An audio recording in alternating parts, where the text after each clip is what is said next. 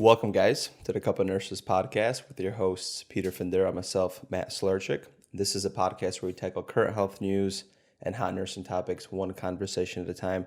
Thank you guys for listening. Thank you for following. We appreciate all your listens and follows. If you guys like this podcast and find any value in it, please give us a 5-star. It helps us rank better in the algorithm, and it motivates us to keep on producing high-quality content. How you doing, Pete? I'm doing amazing. We have a special guest on today, guys. In this episode, we would like to introduce you to our guest, Dr. Nina Ahuja, who is an ophthalmic surgeon who has earned numerous awards for excellence in surgical teaching and contributions to medical education, and is also the author of a book, Stress in Medicine. Dr. Ahuja is the founder of Dachshund Leadership, an organization she created to deliver leadership education to medical students, residents, physicians, nurses, nursing students, and fellow healthcare professionals. How are you doing today, Dr. Nina? I'm doing well. Thanks very much. Nice. So how did you, first of all, get into the medical field? Medicine's something that I've always had an interest in ever since I was a kid. It was all about taking care of my dolls and putting bandages all over them, hoping that they'd be okay. Mm-hmm. So that's always been part of my nature. As I went through school, I realized that I was really drawn to the sciences. So that was something that seemed to come naturally to me.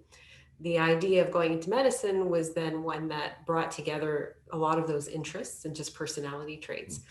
Funny enough, originally, though, I was actually looking into going into optometry, which was why I went to University of Waterloo for my undergraduate degree. In Canada, that's one of the only English-speaking programs available in optometry. When I went to various teaching sessions there, that's when I realized that I enjoyed it, but I wanted to do a little bit more hands-on. And so medicine was the next thing that made sense for me. That's how I got into that.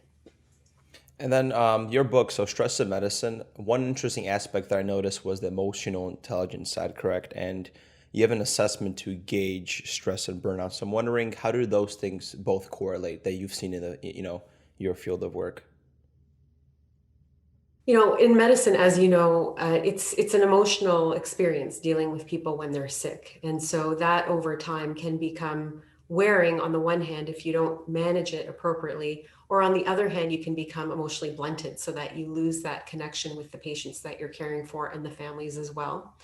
So emotional intelligence, to me, I see as being quite valuable from both the perspective of providing care that is warmth and connecting to the people you're caring for, but also for dealing with your own stresses. So for example, if you know the different contexts and situations that bring a rise out of you, what does that look like to you? And how can you create some strategies that help you deal with that in those moments so that later you can think back and reflect and say, okay, I improved on that because that's an aspect that I developed. So the emotional awareness piece, I think, is really important so that you're able to develop responses that help you experience and process that emotion, but still function in a way that allows you to be productive and collegial and warm in your connections with people around you in those instances. Yeah, so how were you able to develop this emotional intelligence? Because it's not something that we just are born with, right?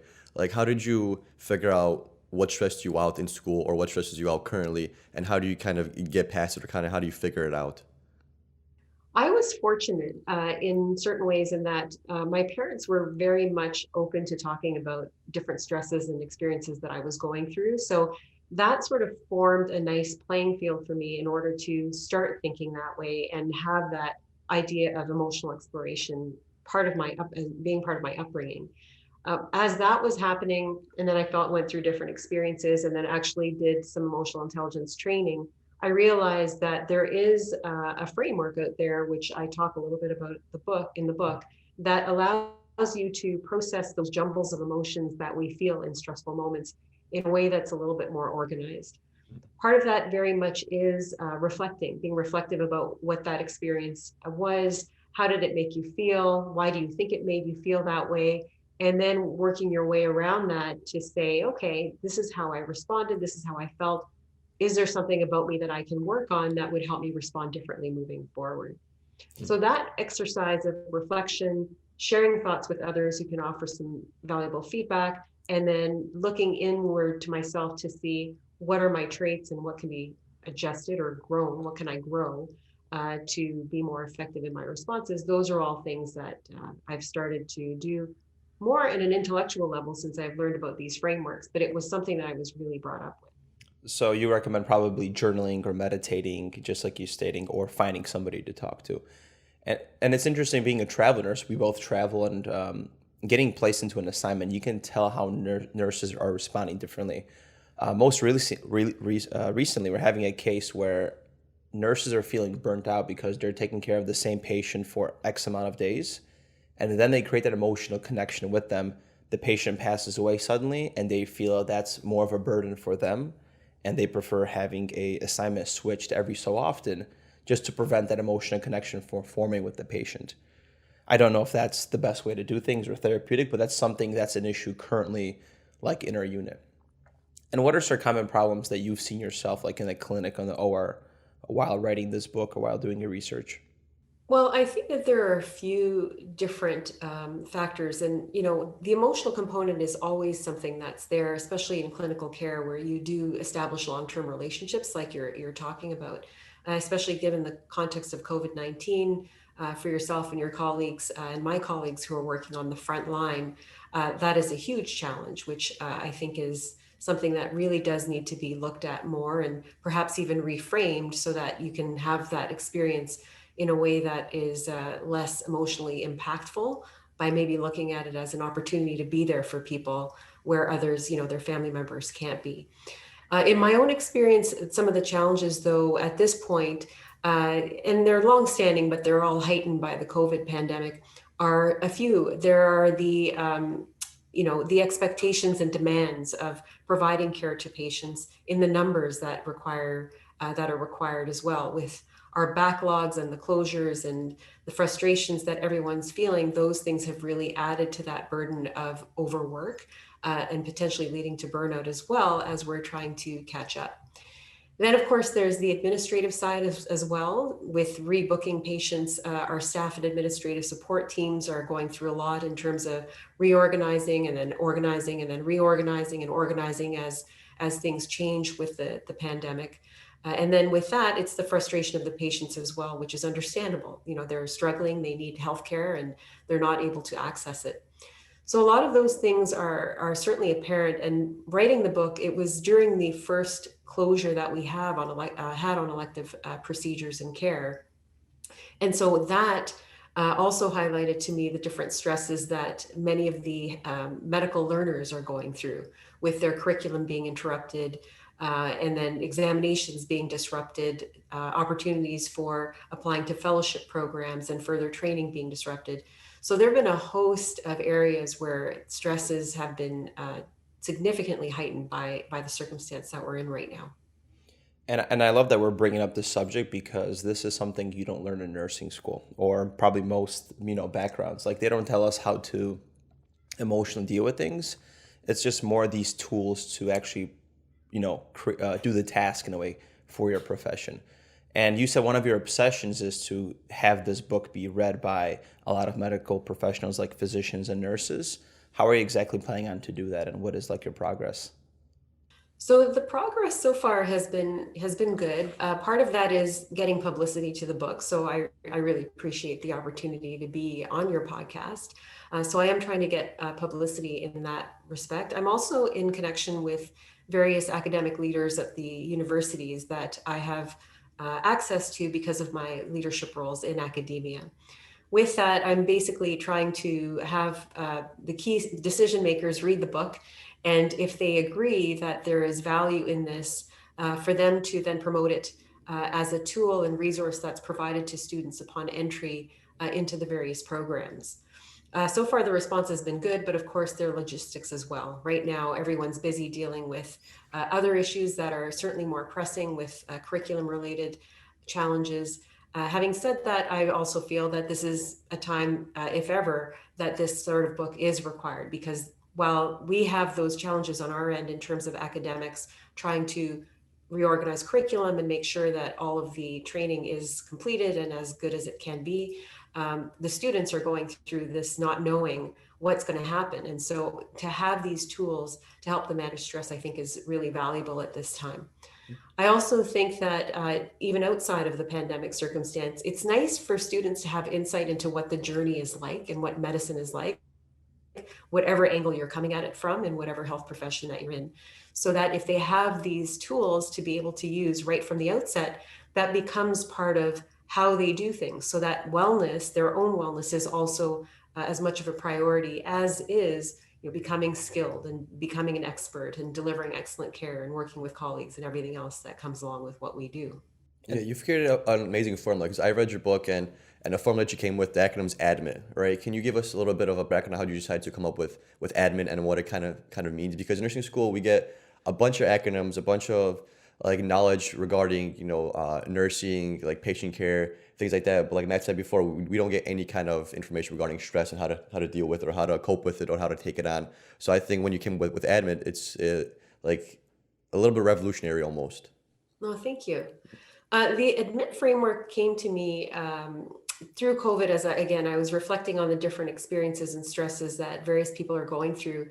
And when I was thinking back to my own time, I realized that a lot of these things were originating from 5 different life phases, so to speak, or experiences that you go through, or phases that you go through in new experiences. So in looking at these different components, I thought, how can I put this together in a way that we in medicine can relate? And so as it was being built and as I was formulating the framework, the acronym ADMIT came to mind because I thought that is very relevant to what we do in terms of admitting patients and caring for patients, but also it all reinforces the idea that we should be very open about our challenges and admit what we're feeling so that we can deal with them and seek supports and get through things. The 5 phases of experience that make up the ADMIT framework are A stands for adapting to new ways. So that when we come across a new circumstance or a new idea, it can be challenging to be accepting of that. And so that element is covered in that section. D is for doing the work. So the actual day-to-day of what we do in terms of dealing with patients, dealing with the different personalities, dealing with colleagues, and just the sheer amount of work that we have to get through in a day. M comes to measuring success, which is how do you measure that success? Is it something that you turn inward towards and rely on in terms of knowing that you did your best? Or is it something that you look towards the outside world for, which with examinations and certification exams and admission, applications and all of those things, the outward markers of success are very important, but do you rest your worth on that solely, or do you just use that as a component to drive your inner measures as well? Mm-hmm. I relates to introspection, which focuses on the idea and importance of taking the time to actually think about the experiences that you're going through, the emotions that arise, and how you can grow in different ways to then go on to T, which is the final phase of the framework referred to as transformation, which is incorporating those new ideas and lessons that you learn along with the influences that you've had along your career and within your life to then grow into a better version of yourself each time you transform. How hard was it for you to kind of open up to other medical professionals or even open up in school? Because medicine is very competitive, right? So in your book, you mentioned that people don't want to really express their feelings or emotions or frustrations because they don't want it to be looked at as like almost inferior, you could say. So how do you get past that point? Because sometimes even myself, I think of a question to ask somebody, but then I like it's stuck in my mind. I think about what the person is going to react or how he's going to feel about me asking that question, and I don't ask that question, or Culture of silence. Right. So how do you kind of get past that barrier?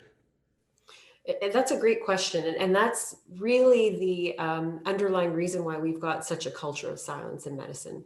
It is a very highly competitive area, and there's so much at stake in everything that we do that, as you said, if you want to ask a question, there's a hesitation as to what people will perceive of you if you did. In my view, there are a few things. Number one is the fact that because we're all in medicine, we understand the context and we understand the challenges. We understand what is at stake.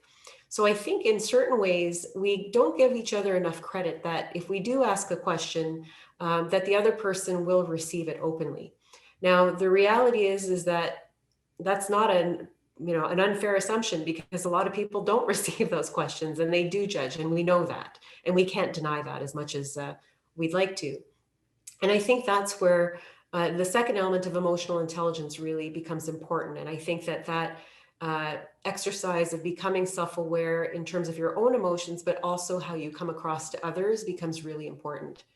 With that, I believe that along with education in wellness, leadership education is extremely important, which involves emotional intelligence, so that as we go through our curriculum, whether it be in nursing or physician assistant or medical school or whatever that is, that we learn how we come across is going to impact how another person feels. And so having that awareness that, someone's asking you a question, you may think you're responding with, without judgment, but your actions or your words really come across differently.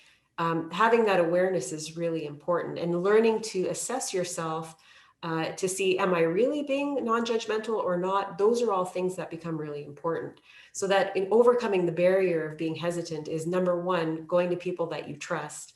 Number two, being aware of your own emotions, being aware of your own self-regard, and what are those measures of success? Do you draw it from the inward feeling of knowing that you did your best, or are you drawing it from other people's reactions?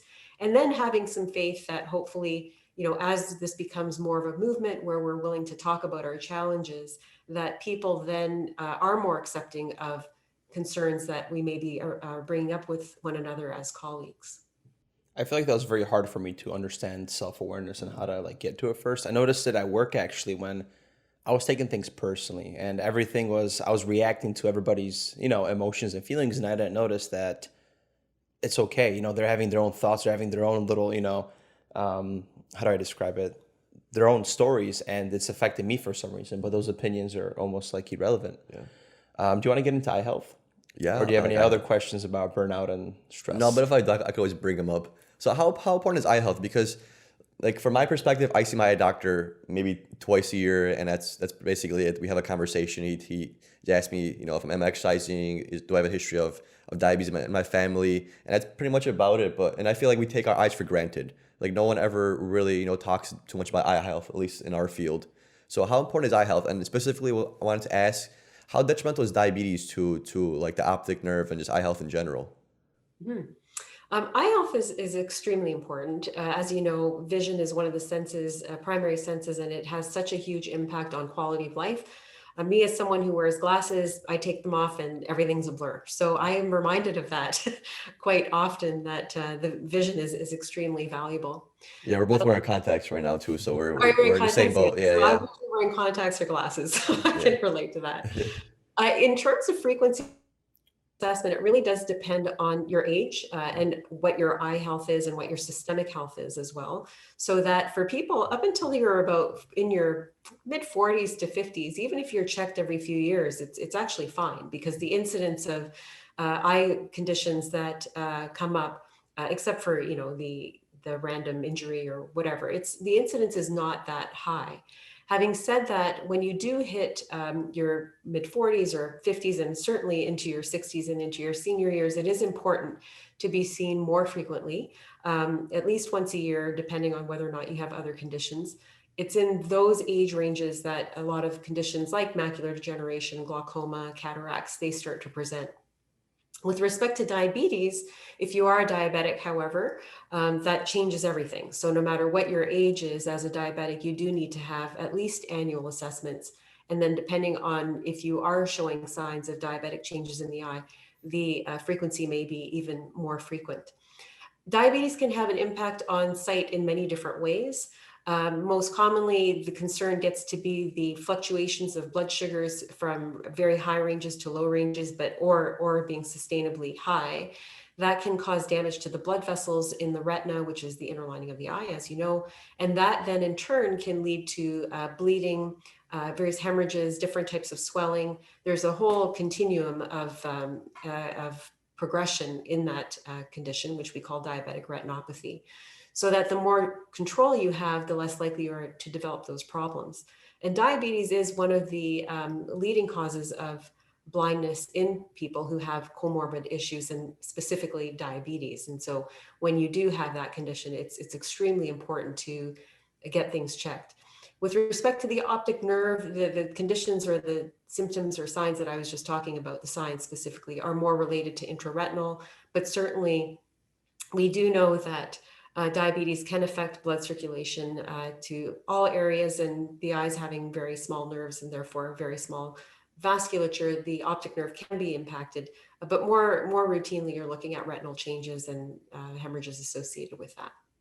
Cataracts also can happen actually as well. So lots of reasons to be checked frequently if you're a diabetic.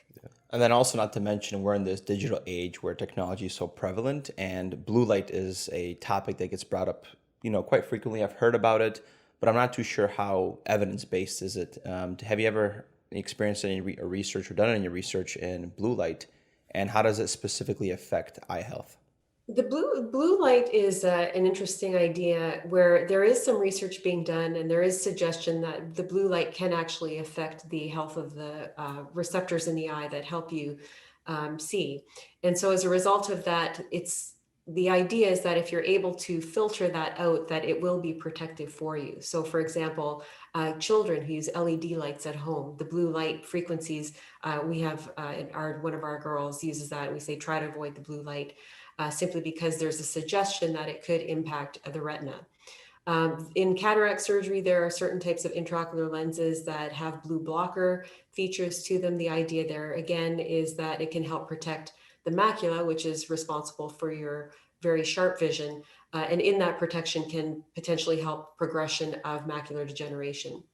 The evidence on that, there is suggestion that certainly is something that is useful, still on the fence in certain ways, but the idea, and from my perspective, is that, if there is a potential for having some protection, why not just at least be mindful of it, and certainly don't expose yourself intentionally, as opposed to the incidental exposures that we sometimes can't even avoid. So I'm understanding that you work both in the clinic and in the OR, correct? Yes, that's correct. So in the OR, do you mostly deal with like trauma to the eye? Is that what it usually consists of? Or do you guys do like LASIK procedures, things like that? My practice is geared primarily towards cataract surgery. I do some minor eyelid procedures as well. And then on call, certainly dealing with traumatic injuries also. That's with adults and kids? LASIK is a procedure I didn't get into myself. That's more of a personal choice. I choose to focus more on the medical issues, just given the demand and the nature of my practice and how it's evolved. And then do you get a choice between like pediatrics and like adult? You just primarily work with adults? I primarily work with adults, and my population tends to be actually seniors. So, Okay, interesting. One last question about eye health here. So, virtual reality, how is that going to affect potentially eye health in the future? Maybe it could be like the next eye pandemic in the next, 5 to 10 years. What are your thoughts on that? Or even like Google glasses, like screen-based glasses where you're always looking at some kind of a image on your glasses. yeah, that's interesting. That's pretty cool, actually. In terms of virtual eye care, it's come a long way, and just like with everything else, the pandemic has really forced us to change in many ways. Telehealth is something that has been ongoing for quite some time. Assessment of remote patients who are located in remote communities, for example, for things like diabetic retinopathy, as we were talking about before, it's possible because of the imaging capabilities that we have. Right now, what's being looked at is, some of the more anterior segment conditions. So for example, people who come in with iritis or swelling in the eye associated with inflammation due to, say, someone's got rheumatoid arthritis and they're presenting with that, or they've got ankylosing spondylitis and they're coming in with that. Right now, one of the challenges that was really identified through the pandemic is that we identify the presence and the degree of those types of inflammation using our slit lamp microscopes, which require close vicinity with patients. In the live environment, we've now got plexiglass shields that we can put onto slit lamps. But in the case where, we're dealing with, say, a senior who's located in a long-term care facility, well, how do you do that if there's a breakout and you can't bring them to your clinic, and just with all the restrictions and limitations and mobility issues and all of those things, how do you manage that? So that they are developing apps to be able to do virtual assessments of the anterior segment, which is where those cells and that inflammation is located. So I think moving forward, there's going to be a lot of movement, a lot of development in how we assess patients virtually. It's going to change how we do things, just like everything else is changing. But it's very, very interesting. Okay. I know Matt brought up virtual reality. So one of our questions was, now that we're kind of just brainstorming these questions, is how do you think, or maybe if you, even if you know, have you ever worn like a virtual reality headset, or have you even tried virtual reality before? I have, but unfortunately, it makes me feel nauseous. Really? So It's quickly took it It's off. super stimulating. Because my question is how does that affect eye health? Is there any studies done on that? Do you know anything about that? Because you put on this like helmet and you're basically seeing artificial figures and you're doing artificial things. So how does that gonna affect eye health? Do you have any kind of idea? To be honest with you, I haven't come across any studies that come to top of mind anyway about that. Intuitively, though, or thinking about it, I don't see any impact unless, of course, it's that whole idea that there's, say the blue light is very prominent and that's sort of in your field and it's a contained space and everything else. But I'm not aware, to be honest with you, of any evidence that's come out that makes that a concern. Okay, yeah, because I was curious because like once you put the headset on, it's like you see you see all this real looking figures, but you're not looking at anything real, right? So I'm not sure if our eyes are going to be adapt from looking at reality to artificial reality. So I guess we'll kind of see when time moves on, right? So I'm actually curious about Dachshund Leadership and your organization. Are you taking all this knowledge you have from the book and all your research, and are you trying to apply it into the medical field? What positive changes are you trying to bring about from Dachshund Leadership and in the medical field in general? Mhm.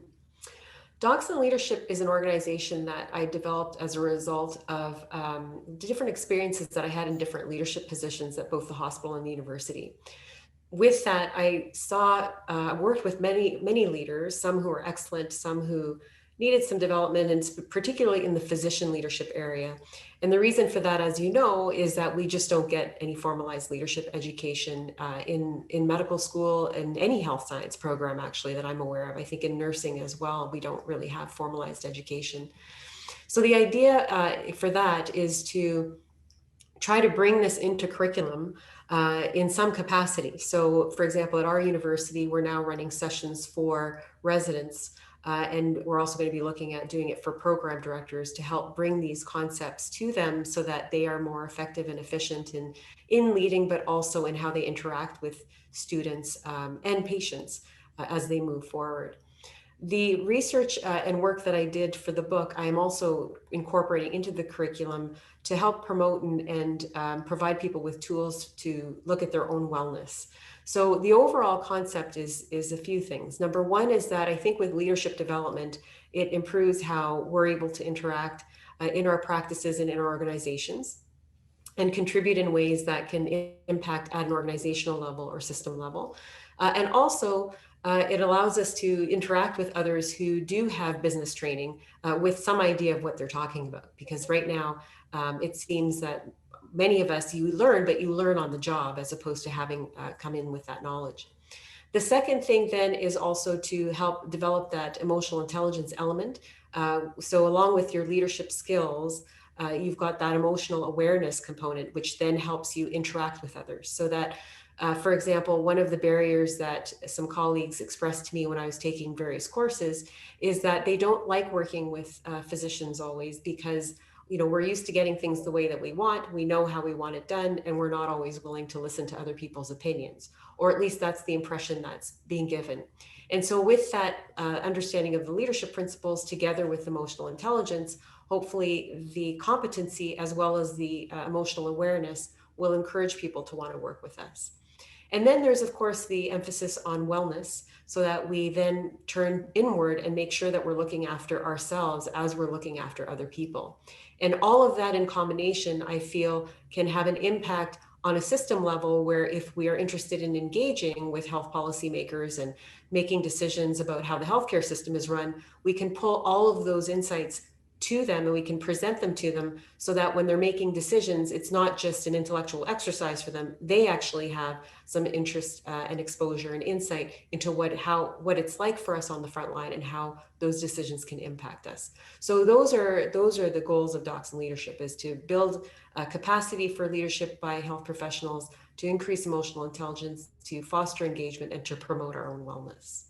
I love that because in our educational system, I feel like we just adopted the look-say method and we read a textbook, we regurgitate it on a test, but there's no actual real application of leadership.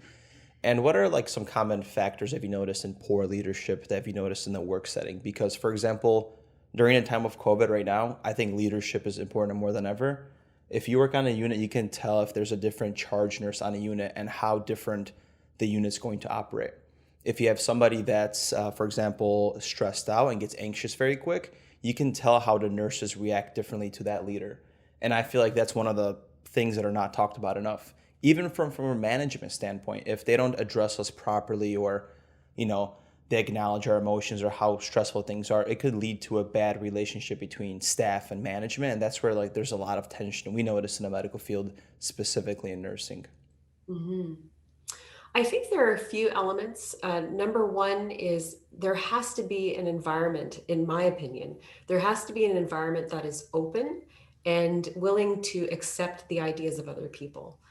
We have ideas as leaders, as this is how things should be done and this is what our expectation is, but we don't always know all the pieces of the puzzle, so that we can know it from the high level view of this is the impact financially and this is the flow and this is the structure that we would like to see. But you really do need the input from the front line to say, okay, this is what we're thinking. We'd like your input on these two or three things. It's of course impossible to make broad decisions with so many hands in the kitchen, so to speak, but to have that input on certain key elements that are going to be impactful and that other people may have further insight on that you may not, because you're not on the front line in that particular capacity. I think that there's value in that. I think the other thing too is that there needs to be patience, flexibility, and a positive outlook as well. We know that there are always going to be challenges. And so if your mindset or approach as a leader is one that is always looking for what's wrong, that's going to create an environment that is not going to be productive and not going to be as an enjoyable workplace as it could otherwise be. The reality is that things and situations change. There are always new factors and circumstances that come into play. How you approach that makes a difference, and it sets the tone for the team as well, as to whether you're going to be motivating for them or you're going to be demotivating for them. So number one then again is being willing to engage other people. Number two is being able to maintain a positive outlook and approach. And number three also is to create an environment of warmth and support, where people feel that if I disagree with something, or if I'm agreeing with it but I feel uncomfortable about it, that those people on your team can turn to you and be very authentic and honest about it without that fear of judgment that we were talking about before. I think it's very common and very fair to say that everybody wants a positive outcome. We all want to deliver better care. We all want to deliver more efficient care. So it's not that the ultimate goal is different. It's just the steps on how you get there need to be presented and provided in a way that people feel like they have something to give, and that they feel empowered, and that they feel that their contribution is important. And if there's agreement or disagreement, that those opinions matter, whether or not decisions are changed or not. If there's a feeling that my opinions will be authentically considered in a genuine way, then it becomes easier to accept things that may not necessarily be the way you want them to be. It just allows you that opportunity to at least feel heard, and then you can somehow find a reason to accept the change as it is, because you feel like you've been a part of it, at least in some way. I think that's a huge challenge for us as nurses. We have to learn, or we feel like we're not heard. I'll speak for the nursing culture a little bit. So, and that's how I feel, especially with the management and COVID. I think this is the hardest time I ever worked in my life. I haven't worked this hard before. Like, I'm always tired when I get out of shift. I go to sleep exhausted.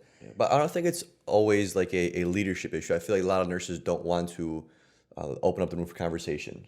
Like, they have these thoughts in their heads on what they want to change, how things should be better, but nobody ever even brings it up. So if nobody brings it up, how are you supposed to address it? So like from a leadership standpoint, how do you like encourage people to speak out and to express their problems or concerns?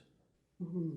I think there are a few things to that. I think one is to develop that culture of openness. I talk about that in the book. I think that, the idea of competitive nature, that's true amongst physicians, In nurses, there's collegiality there, but there's still that hesitation and fear of judgment, perhaps.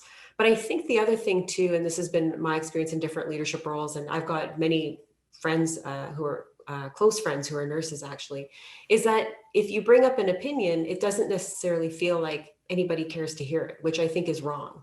It should not be that way. And it's, hopefully you feel differently and you've had different experiences, but it's almost as though the nursing voice gets lost somehow. So I think that it's really important for leaders and physicians to champion and sponsor nurses to be able to have their voices heard and to really understand what is that perspective that your nurse colleague is presenting, and what can you do to help support that. The reality is we're all a team, and we all, we're as good as our least feeling supported parts, if that makes sense. And so if it's our nursing colleagues who are feeling that they're not being supported, how can we uplift that voice and, draw in our own experience and create a whole situation where we can move forward together to leadership and say, look, this is our opinion. On the other hand, or the flip side too, is leadership has to be open to that. So it's really about the culture of the organization, and where the organization doesn't support that culture, that's where, my hope is that with leadership training and education being incorporated into curriculum, you develop those skills and you lose the fear to approach leadership, because it's just got to happen to make things work smoothly, I think, especially because, we're all on the front line. We're key elements to healthcare. If you don't have us, there's no one providing care. Yes. And we understand. So a lot of our listeners are mostly nurses, nursing students, or just people that are just enjoying our content. So we paint the picture for nursing very well and what stresses nurses out. Can you provide some perspective on the stresses that physicians are experiencing during these times? Because that's something that we don't hear because of that silent culture. We don't know what the physician is thinking, how they're feeling, what they're going through. Mm-hmm. From a physician perspective, we face a lot of similar stresses in terms of workload, dealing with patients, dealing with different personalities, trying to meet expectations. In addition to that, there's the load of making decisions that are going to be impacting patients and hoping that they're the right ones. Now, of course, you take you take your confidence and from your experiences and also the education that you have, but they're depending on the scenario at the time, particularly when you're dealing with complex conditions, whether it's sight threatening in my case or life threatening in other cases. There's that feeling that you carry with you that the decisions that you make will have a significant impact on that patient you're dealing with and caring for, and also their families. So that becomes very difficult to let go of if your mindset is one that you actually care, which I think it's fair to say that all physicians do. In addition to that, that's the patient care aspect. In addition to that, you've also got the administrative elements of it. So for those of us who run private practices, you're managing a team, you're hiring and firing, you're doing human resource activities that, again, you don't get any training for when you're going through medical education. You're dealing with the finances of running a business. In COVID right now, you're dealing with, potentially laying off staff, and how do you change your practice in a way that's maintaining their safety as well as your own, but with the reality that it's not just about wanting to maintain safety, you're legally obligated to do so. So there are those other factors that come into the day-to-day practice management, particularly if you're in a private practice, but also if you're managing a practice in a hospital, though there are different supports there. But those are the added elements that really increase the burden. And then with all of that, a lot of the time you're working from home. And so that it's time away from family, and you're trying to balance that because you want to spend quality time with your family and children and extended family and spouse and everything that way, and you want some time for yourself as well. So there are lots of elements relating to patient care, the general practice of medicine from a business standpoint. And I don't mean business in terms of making profit. I'm talking business of running a practice and making sure you have all the elements you need to provide the care you can. And then for those of us who teach, there's also the expectation and responsibility of working with our learners, so that especially in COVID, where there are restrictions, making sure that the students get proper exposure to the different elements that they need to have exposure to, so that they develop the confidence and competence that they need in order to be able to graduate and feel good about their skill set and abilities moving forward. So there are lots of different elements that come into play from a physician perspective. Yeah, there's a lot of people in general struggle with like time management and organization. Uh, how can you, is there any tips you can offer to people that maybe are starting their own practice and are kind of struggling with time management and organization? So how do you organize your days or weeks, because you are a very productive person? Yeah, time management is, thank you. Time management is a challenge. I do have some strategies that I have learned over the years. Number one, I often take time, usually once a week, to reflect on all the different activities that I'm involved with and what the schedule is looking like moving forward. It's the schedule is I've maintained a sense of flexibility in my own mind, where I realize that I may need to shift things around as new um, commitments arise. Secondly, it's so one is to reflect. Secondly, is to prioritize what needs to be done, what is a must do versus what would be a nice to do, and then prioritizing those things into the schedule for that week. Then it's about delegating. So if there are certain things that someone else can do on my behalf, I look towards my team members to offer some support that way and offer them some guidance as to what needs to be done. And then I keep an open mind and basically say, this is the goal, get there how you think it's going to work. These are the principles I want to follow. And then, they're able to take it on. The key thing, though, is being organized about it. It's very easy when you've got so many things going on to be disorganized and to become overwhelmed with the number of tasks that need to be done. So for myself, I'm big on to-do lists. I also like to put little notes in my calendar. I do have a digital calendar, but I also keep a paper agenda planner. For me, if I write it out somehow, it just helps me feel more focused and organized with that, so that those things become important. So reflecting, prioritizing, delegating, keeping organized, and being flexible. Seems like you could write a book on that too. You heard that, Pete? Organization, number Yeah. one. How do you personally de-stress from medicine and from your life? What are your go-tos? There are a few things I like to do. I do enjoy going for walks. I enjoy spending time with my husband and my family. But for me personally, as an individual, I love taking bubble baths. That's a huge thing for me. I find once I'm in the bath, it's like everything goes away. I also like to just sometimes sit in a quiet spot and listen to the silence. It sounds kind of funny, but even if there's a room full of sound, if you try to just listen to everything beneath that, there's a silence there. And that helps me become quite centered, even in a moment of chaos. It's taken me practice to develop that. Some refer to that as a form of meditation. I actually read it in a meditation book as a method. And so that works for me as well. And then just sometimes actively meditating as well, where you're sort of doing a whole body scan and, the traditional ways that you read about it. Those things I enjoy doing. I also enjoy sketching. I don't often have time to do that, but sketching and writing are definitely two hobbies that I enjoy spending time on and would like to do more of when I have a chance. Yeah, like sitting in silence and meditation, like that's once you kind of figure it out and you kind of establish a routine, that's like almost groundbreaking stuff. Especially for like nurses, all we do is hear alarms all day. You go on your phone, social media, you got so much inputs coming in, you got so much opinions coming in. You start to kind of almost lose yourself. And then once you get into a room of silence, or you're mentally quieting everybody in your head, then you kind of truly experience yourself. Then you could finally almost have like a discussion in your mind. You can almost share your actual opinions about things, because like walking around in the world, nobody really cares about your opinion. They just want to get their opinion out, right? So you kind of almost start to lose touch with yourself, because you start believing other people's opinions, because like we've learned, if we hear one thing over and over again, we tend to adapt to it, right? So that room of silence and just silencing the mind is very beneficial to like finally exploring yourself and getting to know yourself in a whole different level. I agree with you. It's been an amazing time on this interview, Nina. Do you have any takeaways or anything you want to end with, or something that maybe our listeners should know about, or a gem for the show for the end here?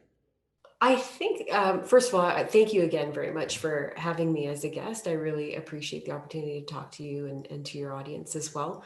I think the biggest thing is that in this particular time, especially, there will be many challenges and there will be many problems But within each of those problems, one thing that my dad always said is that within every problem, there is a solution. You just have to be patient and willing to look for it. So that's something that I have found very, very helpful in a lot of the different things that have come up in this time and in general. So I would say that for me, that's something I carry with me, and hopefully that may be helpful to yourselves and your audience as well. Dr. Ahuja, where can people find you if they want to look you up? If they want to look me up, there's my website. It's www.docsinleadership.org. I'm also on social media. The handle is Docs Leadership. And the book is available if people are interested in purchasing it. That's available on Amazon.com. Actually, Amazon, it's anywhere really. So. And I love that gem because it's a form of stoicism, by the way. And I really love the philosophy of stoicism. And people, if they want to directly buy the book, we'll provide a link underneath the episode details. They could just directly click on that link. Okay, thank you. Thank you so much for the interview. It was amazing. Thank you so much. Thank you very much. See you guys next Friday.